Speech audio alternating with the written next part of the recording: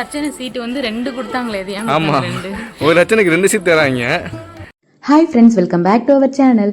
இன்றைக்கி ஒரு informative video தான் நம்ம பார்க்க போகிறோம். கண்டிப்பாக இதை பார்த்துட்டு இருக்க எல்லாருக்கும் இந்த வீடியோ வந்து கண்டிப்பாக பிடிக்கும். இன்றைக்கி தேவார புகழ்பெற்ற திருவெண்காடு தான் நம்ம போகிறோம். காசிக்கு இணையான 6 க்ஷேத்திரங்களில் திருவெண்காடும் ஒன்று. காசியை விட அதிக பலன்கள் கொடுக்கக்கூடிய ஒரு ஸ்தலமான ஸ்வேதாரண்யேஸ்வரர் ஆலயத்துக்கு தான் நம்ம போகிறோம். சீர்காழிலேருந்து ஒரு 15 நிமிஷம் தான் திருவெண்காடுக்கு ட்ராவல். ஸோ அதனால் நம்ம 2 வீலரில் தான் போனோம். வெயிலும் இல்லை, போகிற இடமும் வந்து ரொம்பவே சூப்பராக இருந்துச்சு. 2 சைடும் நல்ல வயல்வெளி, பருத்தி, கடலை, சூரியகாந்தி பூ இதெல்லாம் போட்டிருந்தாங்க. ரொம்ப அழகாக இருந்துச்சு பார்க்கும் போதே. மெயின்லேயே நம்ம போகிற வழியிலே வந்து திருவெண்காடு இருந்துச்சு கோவில். நம்ம வந்து புதன் ஸ்தலம் இருக்கு இல்லையா, அந்த கோபுர வாயில் வழியாக நம்ம போயிருந்தோம். கோவில் திருப்பணி நடந்துட்டு இருக்கு அங்கே, அதனால கோபுரத்தெல்லாம் என்னால் ஃபுல்லாக காட்ட முடியல. இடையில ராகுபேது பெயர்ச்சி வர 26ஆம் தேதி வருது இல்லையா, ஸோ இன்னைக்கு வந்து போயே ஆகணும்னு தான் வந்திருக்கோம். நம்ம ஊர்லேருந்து இவ்வளோ பக்கத்தில் இருக்கு. ரொம்ப நாளாக போகணும் ட்ரை பண்ணிட்டு கேட்டுட்டே இருந்தேன். பட் ஆனால் புதன் பகவான் இன்னைக்கு தான் என்னை கூப்பிட்டுருக்காரு போல. ஸோ வந்தது ரொம்ப சந்தோஷம். திருவெண்காடு வந்து ஒரு தேவார புகழ்பெற்ற, கண்டிப்பாக இந்த வீடியோ பார்க்குற எல்லாரும் ஒரு தடவையாவது போயிட்டு வந்துருங்க. நிறைய புராண வரலாறுகள் இருக்கு. உண்மையாவே இந்த கோவிலுக்கு போயிட்டு அதோட முறைப்படி நம்ம வழிபட்டு வந்தோம்னா ஒரு நல்ல திருப்பம் வந்து நம்ம வாழ்க்கையிலையும் வரும். நவகிரகங்கள மேன்மையானவரான புதன் பகவான் இங்கே வந்து ஒரு ஆண் கிரகமா நமக்கு அருள்பாலிக்கிறாரு. இவரை 17 விளக்குகள் ஏற்றி 17 முறை வலம் வந்து வழிபடுறதால நமக்கு வந்து கல்வி, ராஜயோகம், திருமண தடைகள், அதிகாரமா ஒரு பதவி, கலைத்துறை, குபேர சம்பத்து, செல்வம், இந்த மாதிரி நிறைய நற்பலன்களை வந்து நமக்கு புதன் பகவான் கொடுப்பாரு.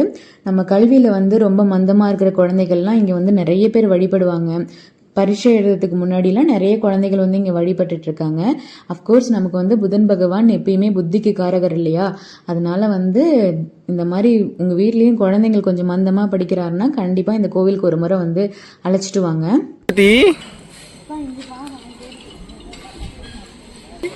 மேஷம், ரிஷபம், கடகம், சிம்மம், கன்னி. பரிகார வேள்வி கட்டணம் 200 ரூபாய். அர்ச்சனா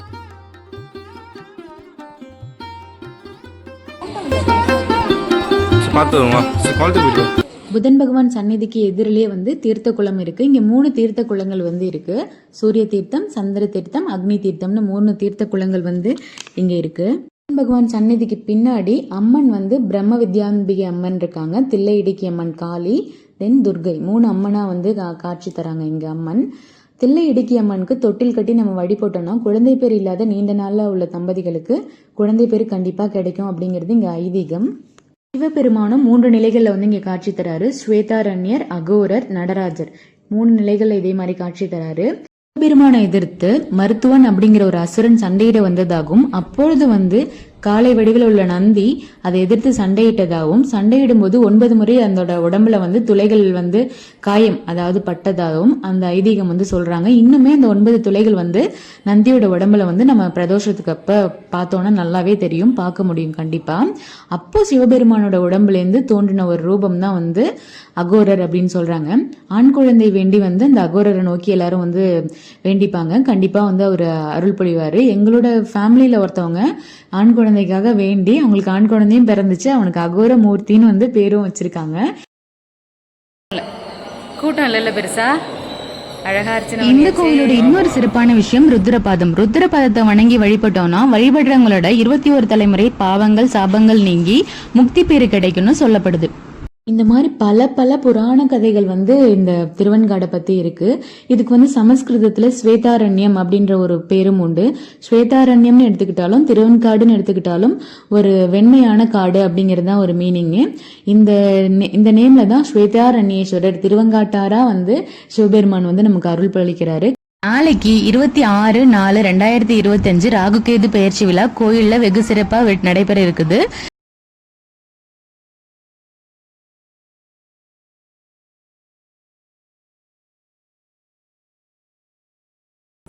இந்த சிவபெருமான் வந்து அகோரமூர்த்தி சிவபெருமான்.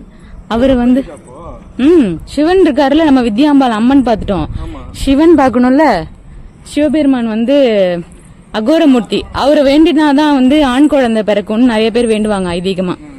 இதுல விளாம்பழம் இது விளாம்பழம். ஆமா ஆமா. எவ்வளவு வச்சிருக்கு வரேன்.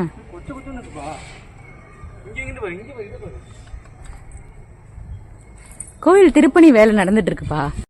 திருப்பணி வேலை நடந்துட்டு இருக்கு. ஆமா, ரொம்ப நாளுக்கு அப்புறம் போகணும்னு நினைச்ச கோயில்ல இதுவும் ஒரு கோவில். ஏன்னா புதன் சன்னதிக்கு வந்து எப்படியும் ஒரு 10 வருஷம் இருக்கும் நினைக்கிறேன். இந்த புதன் சன்னதிக்கு வந்து திருவெண்காடு ரொம்ப நாளுக்கு அப்புறம் வந்தனால கோயிலே கொஞ்சம் வித்தியாசமாக இருக்குது. நிறையா கோயில் வேலை நடக்குதா, திருப்பணி நடக்குது, நல்லா ஃபுல்லாக வேலை நடக்குது பாருங்க.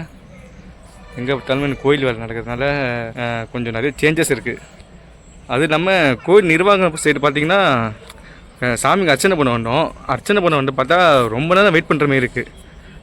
எப்படி பார்த்தாலும் 10 நிமிஷம் நாங்கள் வெயிட் பண்ணுற மாரி இருக்குது. ஐயரே காணோம். அவர் எங்கேருந்தோ வராரு. அதுக்கப்புறம் அப்படி கொஞ்சம் லேட் ஆகிடுச்சு இன்றைக்கி. அப்புறம் சரணியாக இதான் மொதல் டைம் அழைச்சிட்டு இருக்கேன் இந்த கோயிலுக்கு. அவங்களுக்கு ரொம்ப சந்தோஷம். ஏன்னா அவங்க தான் வந்து 2 மாதமாக போகணுன்னு சொல்லிட்டு இருந்தாங்க. அதனால் ரொம்ப ஹாப்பி ஆகிட்டாங்க போல். ஆனால் அர்ச்சனை பண்ணும்போது அர்ச்சனை சீட்டு வந்து 2 கொடுத்தாங்களே. இது ஆமாம், ஒரு அர்ச்சனைக்கு 2 சீட் தராங்க.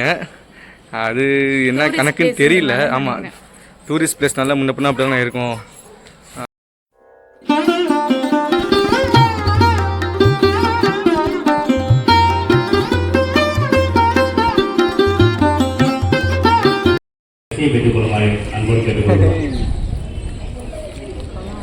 ஆமாம், படம் நல்லா இருக்கு. ஆதி பாருங்க. ஐயோ அடிச்சிருவான் போல. அடி நோ அப்படிலாம் பண்ணாத. ஆதி கோவத்தில் உட்காந்துருக்கான். எப்படியாச்சும் தண்ணியில் இறக்கி விடுங்க, நான் காலை நினச்சிட்டு போகிறேன் அப்படின்னு. நீ ரொம்ப நாளுக்கு அப்புறம் வெளில வந்துச்சா, அதான் குஷி தாங்க முடியல போல. மூவிங்லேயே இருக்கணுமா? ஆமாம் ஆமாம், மூவிங்கில் இருக்கலாம். எங்கே ஆயிடுச்சு போல சொல்லு. பிடிச்சி உள்ளே போடுவாங்க. ஆதி இருக்கணும். அவள் தான் கோயிலை பார்த்தாச்சு. இங்கேருந்து கிளம்ப முடியல. அதுக்கப்புறம் கிளைமேட் மாறிட்டே வருது. அபிஷேகம் தீபாரதனை காட்டணும்னு கிளம்பி அதுக்காக வெயிட்டிங். ஆதி பாருங்க. ஆதி கோவத்தில் இருக்குது. தண்ணியில் வச்சிருக்கோம். குளத்துக்கு வச்சுட்டு போய் குளிக்க வைக்கணுமா? நான் காமிக்கிறேன் பாருங்களேன்.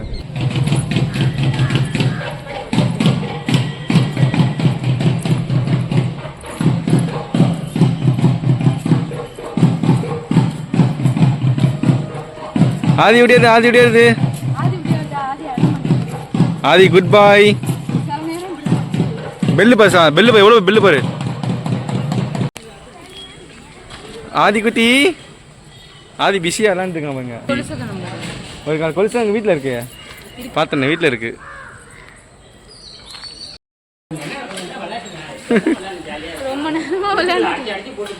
அதுல வரமாட்டேங்குண்ணா.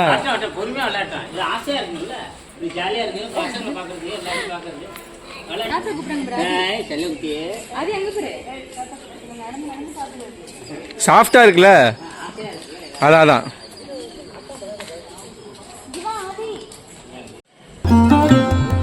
அதே சைஸா இருக்கு. நல்ல பக்கத்து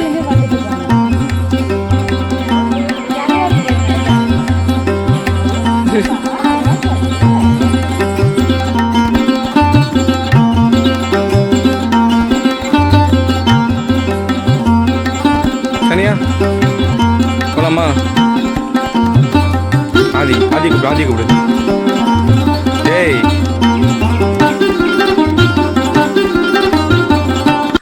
கண்டிப்பா எல்லாருக்கும் வீடியோ பிடிச்சிருக்கும் நம்புறேன். That's all about this video. இதே மாதிரி நெக்ஸ்ட் ஒரு இன்ட்ரெஸ்டிங்கான வீடியோல பார்க்கலாம். until then bye from Venky Sara vibes. நிறைய பேர் சப்ஸ்கிரைப் பண்ணாமே பாக்குறீங்க, தயவு செஞ்சு சப்ஸ்கிரைப் பண்ணிட்டு பாருங்க. Bye bye.